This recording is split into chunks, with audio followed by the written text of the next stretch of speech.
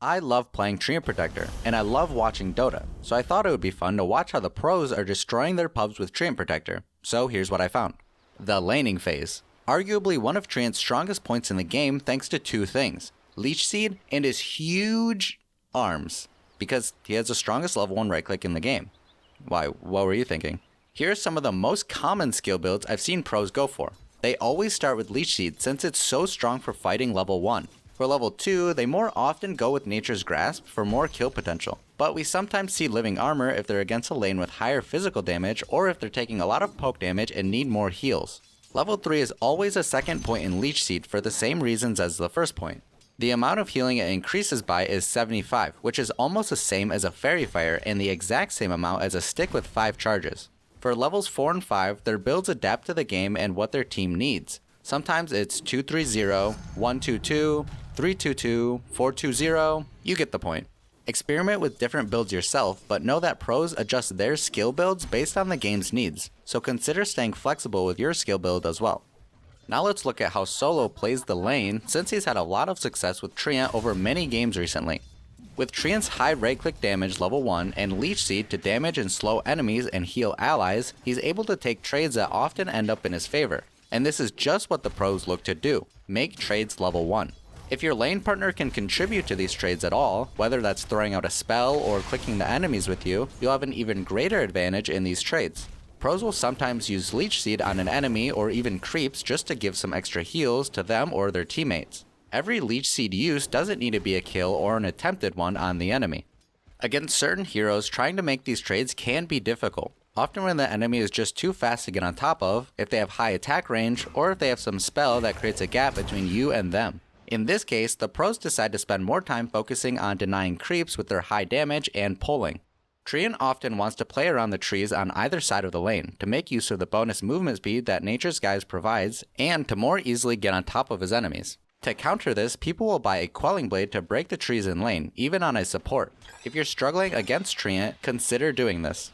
Here's an example of how deceptive and impactful Leech Seed's healing can be, and how it can often turn an otherwise lost engagement into a win.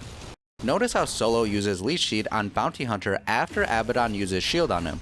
This timing is crucial since Abaddon's shield can remove debuffs, including Leech Seed's healing effect. By waiting for the shield to be used first, Solo guarantees Luna will continue to heal from Leech Seed, baiting the enemies in further and securing a double kill. Now let's quickly go over item builds for the lane. Solo goes for pretty much the same build every game on Treant.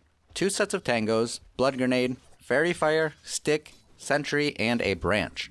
Gardic, the position 5 for the South American team Infinity, likes starting with a Windlace rather than a stick and branch.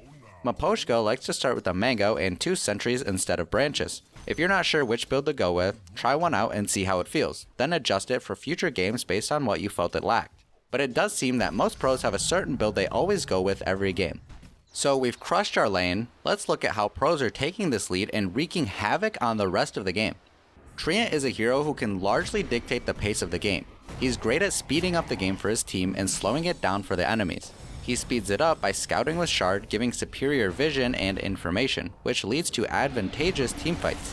He also provides lots of healing to his teammates, allowing them to stay on the map for longer to continue applying pressure. The concept is similar to having a Coddle or Io feed a Storm Spirit mana, but with Treant it's health. He slows the game down for the enemies by defending lanes and healing towers, making the enemies miss timings that they'd otherwise hit. Less towers dead means not as much space on the map, meaning less gold and XP.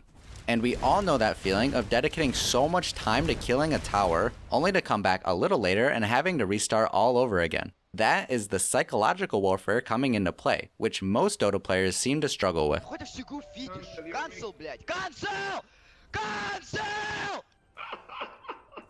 That's a high-level look at what Treant excels at, but how do the pros go about playing him to ensure this impact is applied? Where are they playing on the map? What little moves are they making? They buy Shard and they get active. This unlocks so much potential for Treant's impact and adds a whole new element to his map presence.